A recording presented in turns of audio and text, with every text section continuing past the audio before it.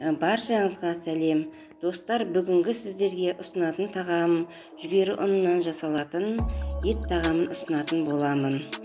Алдын ала қазанға салып мұздай су құямыз. Үстіне тұз саламыз. Оның бетіне шыққан көбігін жаймен барлық көбігін сүзіп алып тастаймыз. Ет қайнағаннан кейін үстіне сәбізімізді, жуамызды, салатын салмаларының бәрін ішіне саламыз. Газдың астын отты баяу түрде қайнатамыз. Қақпағын жауып қоямыз.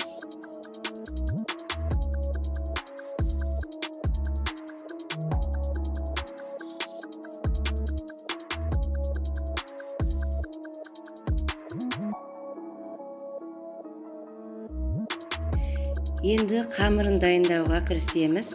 Қамырын дайындауға ыдысымызға қайнаған сорпадан құямыз. Енді мен 1,5 килограмм ұнға 1 кесе кәдімгі бидай ұнын араластырамын. Одан соң оған 3 жұмыртқа саламыз. 3 жұмыртқаны салып, бәрін араластырамыз. Біркелкі араластырып аламыз.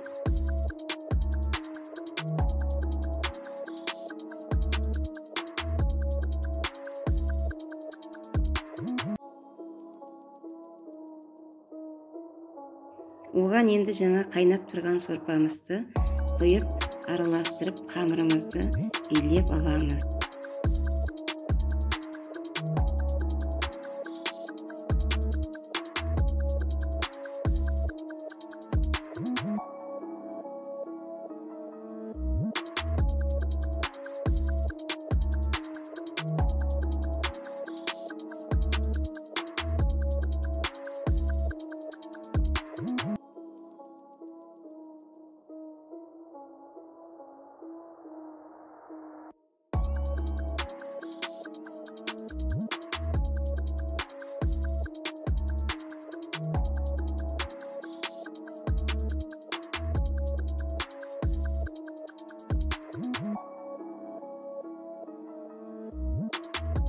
Қамырымызды илеп болғасын, оны 15 минутқа бетін жауып тындырып қоямыз.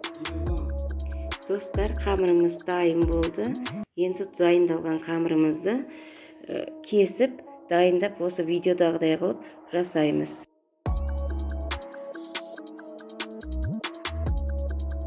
Мінекей жүгері нандарымыздың бәрі дайын болды. Оны бәрін тақтап жайып қойдық. Енді қазанда қайнап тұрған етіміз, сәбізіміз, картошкамыз бәрі пісті. Осылардың бәрін сүзгіменен сүзіп аламыз.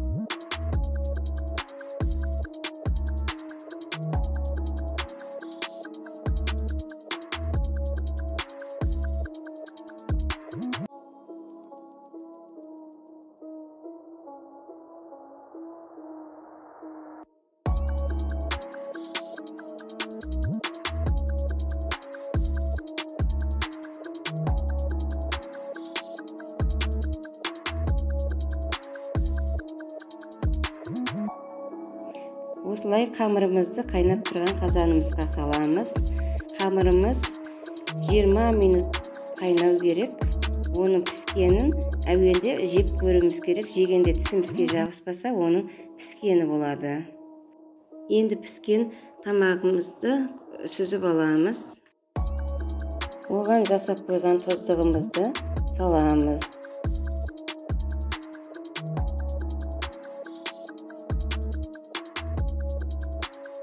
Картошкаларымызды пышақпен кесіп, саламыз әдемілеп. Осылайша ортасына пісіп тұрған етімізді саламыз.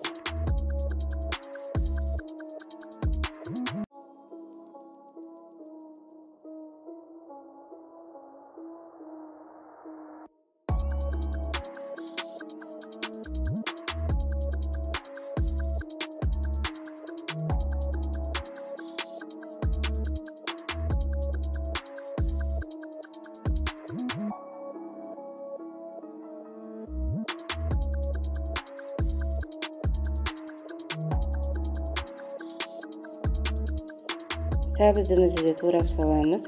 Еттің астында қалып қойыпты сәбізіміз. Болмаса алдын ала картошкамен бірге салуымыз керек. Достар, міндетті түрде жасап көріңіздер. Жүгері ұнынан жасалатын ет тамағымыз дайын болды. Керемет, астарың дәмді болсын. Достар, видео ұнаса каналыма тіркеліп кетуді ұмытпаңыздар.